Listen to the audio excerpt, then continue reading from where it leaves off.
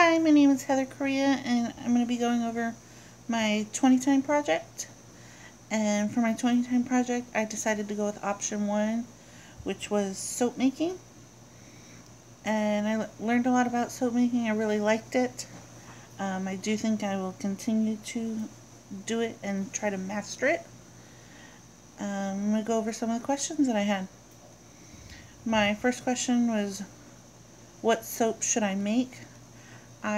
After doing a little bit of research, I decided to go with a lard soap because the other one seemed really hard.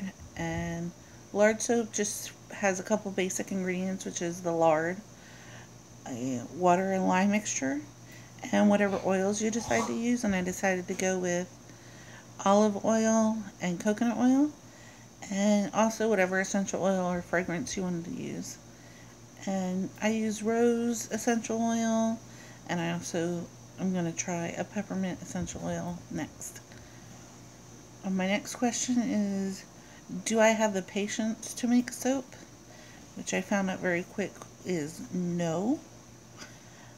Soap making requires a lot of patience, and the first time I tried to make it, I didn't realize that the water and soap had such a strong the water and lye solution created such a strong chemical reaction and produced so much heat, and I actually burnt the first batch that I had, and I had to toss it.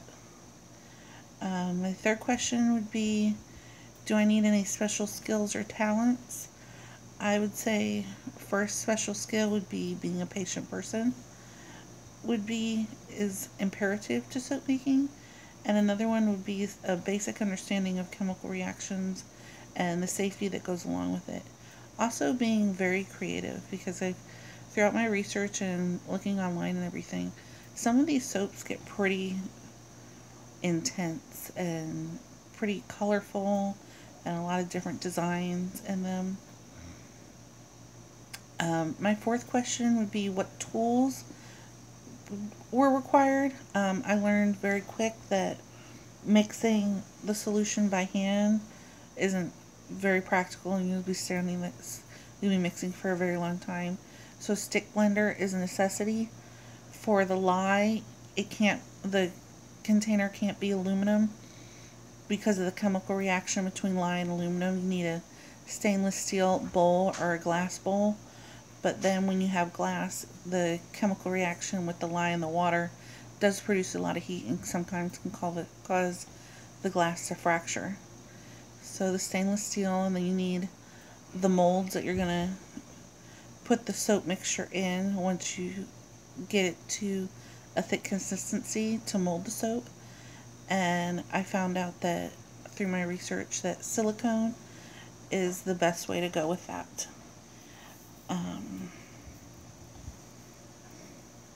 And for the materials, my second question was, what type of materials do I need?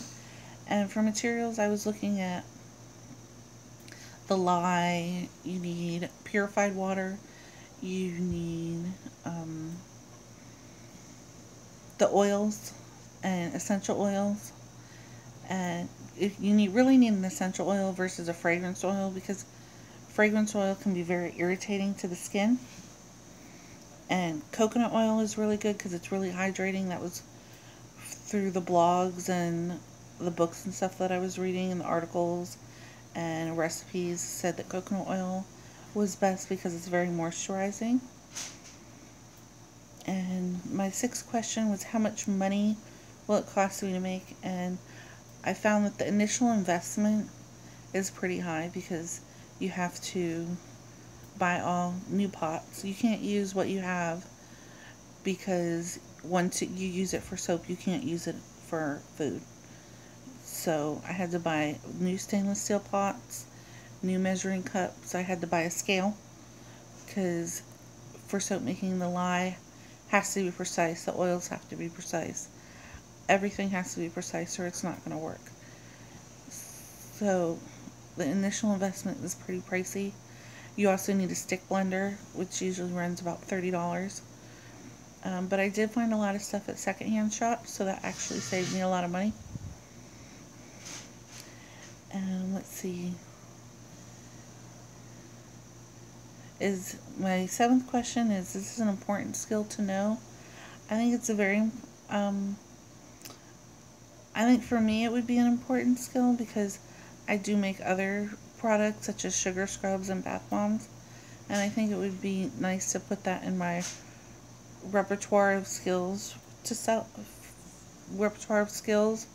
for me. And I think that it would be nice, like at a farmer's market, not to just have scrubs and bath bombs. I think it would be nice to have artisan soap. And I think there's a pretty big market for it because people are wanting more natural things versus chemicals and chemicals and chemicals. Let's see. My eighth question is how long will it take me to make soap? I found, I didn't know this when I first started, but soap needs to cure for 6 to 8 weeks depending on how much lye solution you use in it.